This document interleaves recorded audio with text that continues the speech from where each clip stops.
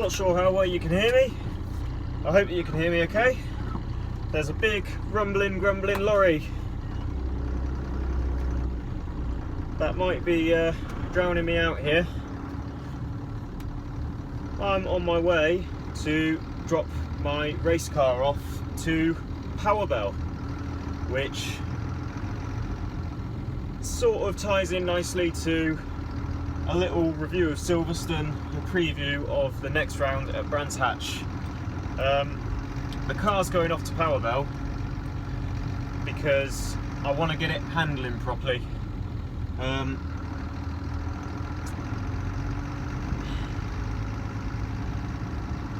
it was a good outing at Silverstone. It was a good outing, but the car understeered a bit, which is my least favourite thing in the world. I think I'd rather be in a slower car that went a bit more sideways than in a quick car that understeers, to be honest. I think I'd probably be capable of driving that a bit quicker.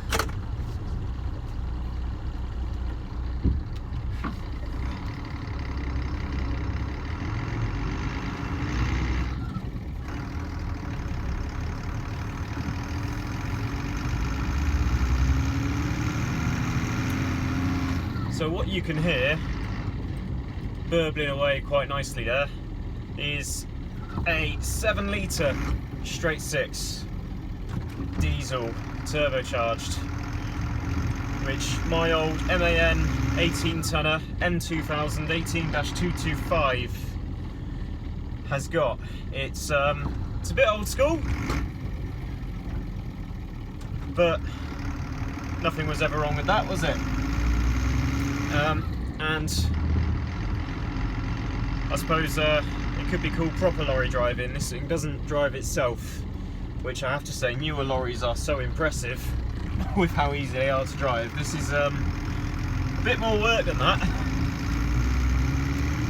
but it does the job. It's a faithful old beast, and I do enjoy it. It's been good fun.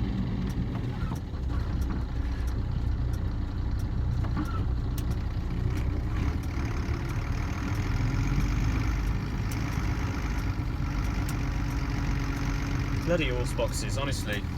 Worst strip of vehicles on the road. Anyone who's been in with me while I've been driving this truck and had to deal with a horse box knows that they are the bane of my life. I hate them. I hate them with a passion.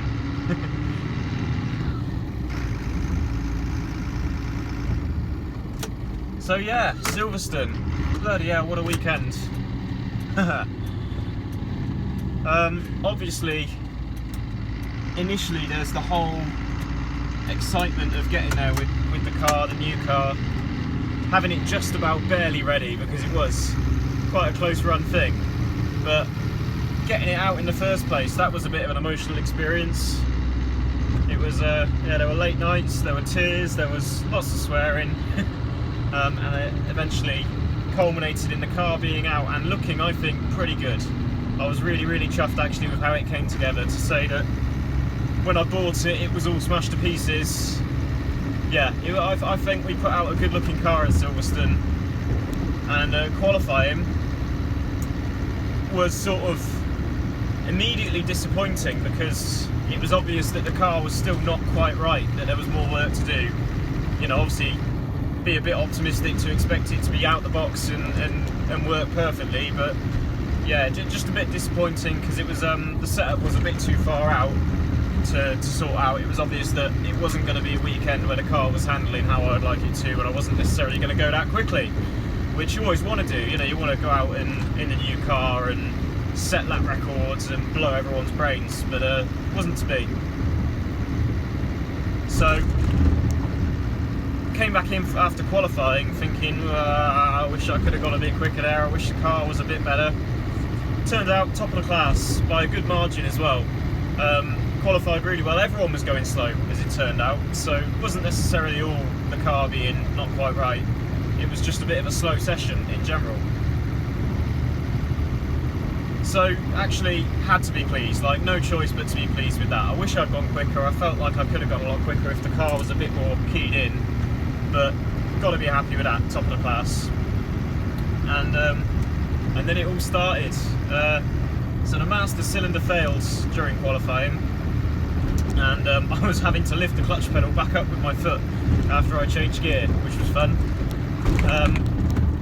Yeah, I had a spare, we dealt with that, put the new master cylinder on. Thank you, Colin, for the help. Manual exhauster brake on this, it's good fun.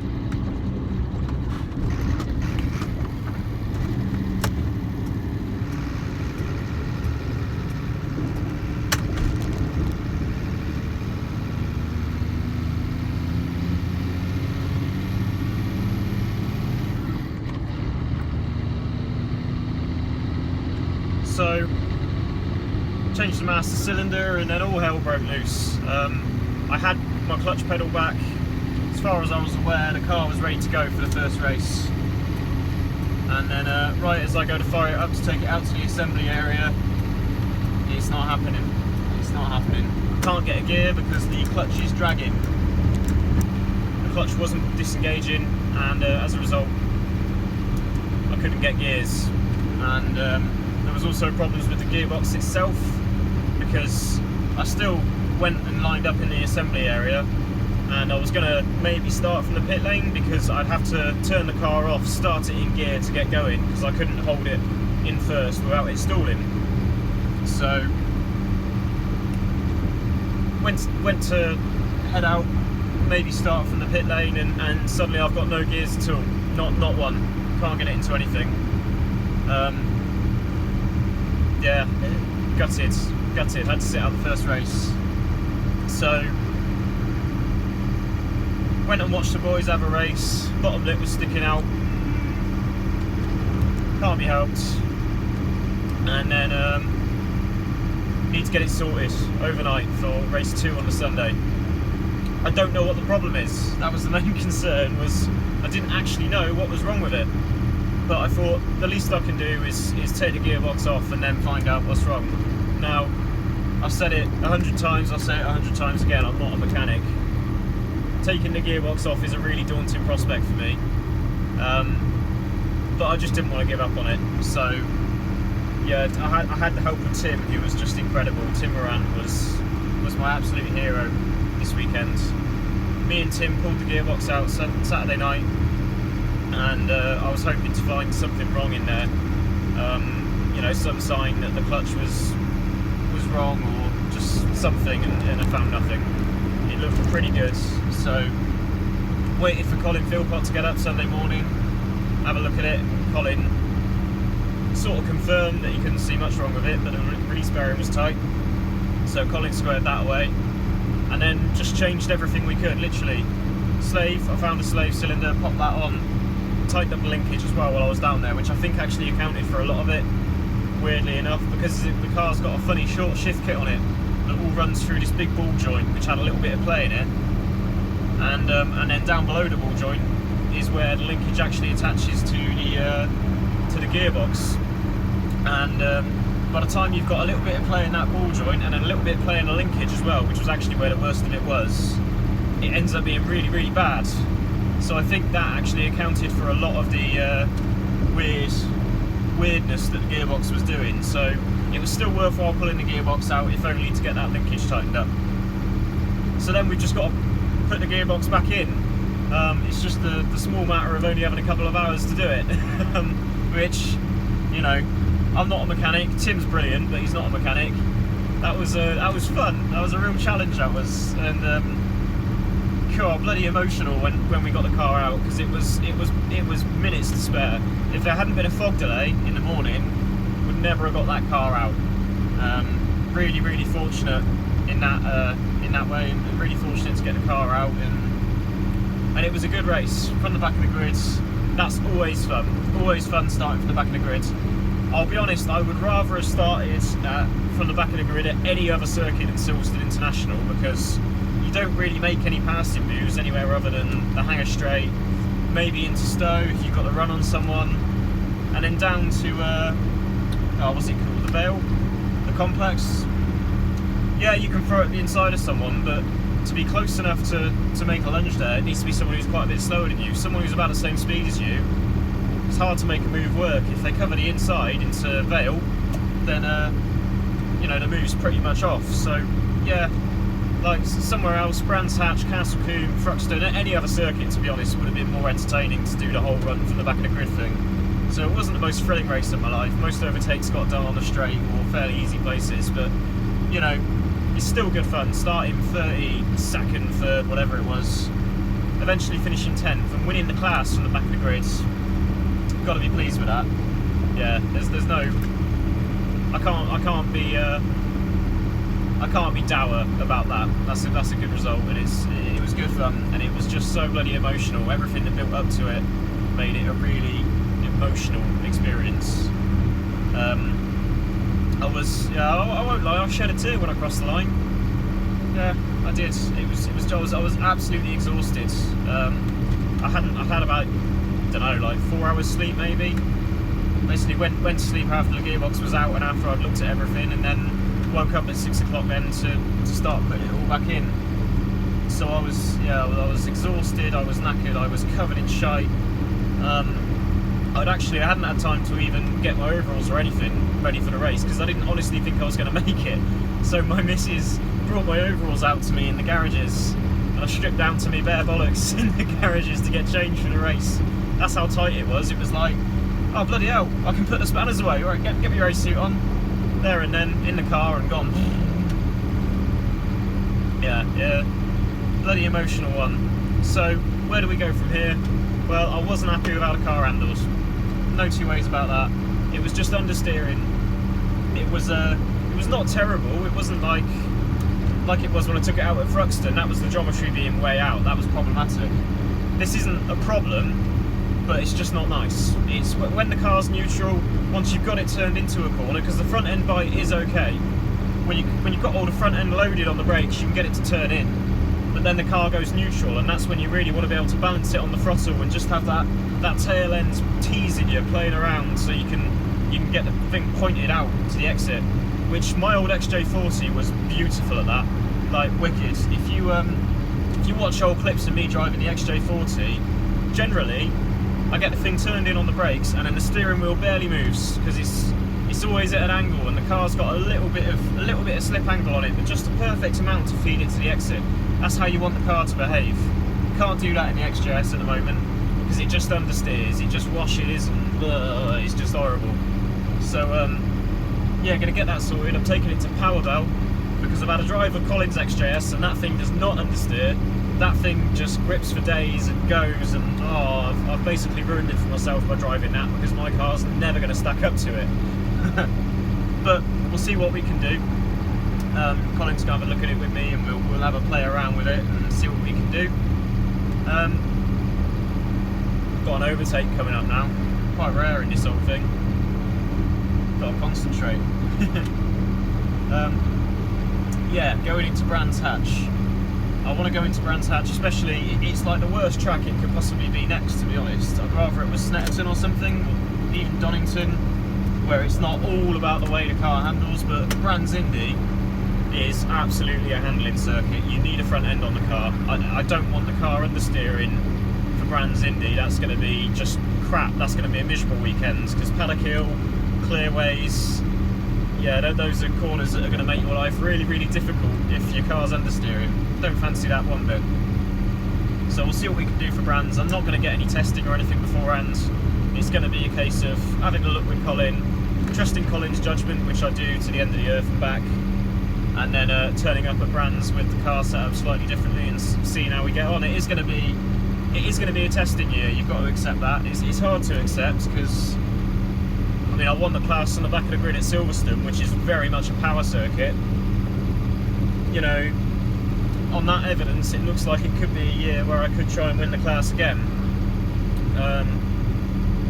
So it's a bit of a shame to say, oh, I'm going to lose some rounds to sorting out the setup. I'm going to turn up with the car untested and just see how it goes. You know, my competitive nature doesn't want to do that, but time, money, it's just not doable. We can't make every little change and then test it before the race weekend. You know, if I had all the budget and all the time in the world, I would, but I don't. So I'm going to turn up to Brands untested and just see how we get on. What can you do? So yeah, it's also a bit of a shame that the handling circuit, Brands Indy, and Alton Park as well is fairly early in the year. That's a handling circuit really. I'm coming quite early in the calendar because I'm not likely to have the car perfectly keyed in early in the calendar. I might have it working late on, but that's no bloody use when we go to Snetterton, because if I haven't got 700 horsepower, I'm not going to win. So, but you know, it's just all these things you've got to take on the chin. It's all part and parcel of the process, you know, building up a new car. And I've got to look on the positive side. Actually, with the amount of work I did to it, and me doing the work, as I say, not a mechanic, pretty cack-handed to be honest, it didn't fall apart at Silverstone. It finished a race being driven hard and it didn't fall apart. And the positives are, the potential's massive. Because the car wasn't quite right and it still went great guns and won its class. So once I've got it keyed in, it'll be a bit of a machine, I think, a bit of a monster. So yeah, that's where we're at. We're going to put a new setup on the car with Colin, see if we can get it handling for Brands Hatch, and yeah, hopefully it rains or something and we can have a good liberal result out of it. Anyway, Silverstone was bloody emotional, probably the most testing race weekend I've ever had, and as I say, I don't mind admitting I had the sniffles by the end. It was a bit dusty in my car because I couldn't believe the effort that we put in and got the car out. It was, yeah, as I say, probably the most I've been tested in terms of my determination, because all I wanted to do was jack it in, you know, just put the car in the truck, go bollocks, it's broken, and go home. That's how I felt. But you know, I ploughed on, not really knowing what was wrong as well. That didn't help. It wasn't like I knew what I was going to find. It was all a bit aimless. It was just like, oh well, I've got to take the gearbox off just because what else can I do? And yeah, really pleased, and I don't mind admitting a bit proud that that I had the perseverance to see that through, and the reward was that race 2 was pretty good. Yeah, so it'd be good to see what a race looks like starting from a genuine grid position. You know, it's a shame we lost race 1. I think race 1 I probably, well, maybe Tom Butterfield found some time. He qualified just ahead of me. I want to think that I could have maybe hung with him, Tom Lenthal. Not the top of Class C, but you know, the middle of Class C. Could have pushed those cars along. We'll see. Brands is going to be a very good test. Brands is it's probably the best circuit I'll face this year, because we've got a bit of a power calendar this year. So it's going to be a bit daunting going in blind with the setup, but as long as it is better, and as I say, I'll trust Colin to the end of the earth and back to know what he's doing with the car. As long as it's better, this is probably going to be a real proving weekend to see exactly what the XJS is capable of and what I'm capable of. So, thank you for watching. Welcome to my lorry. I've not really shown you my lorry before. It's really cool. And I'll see you at Brands.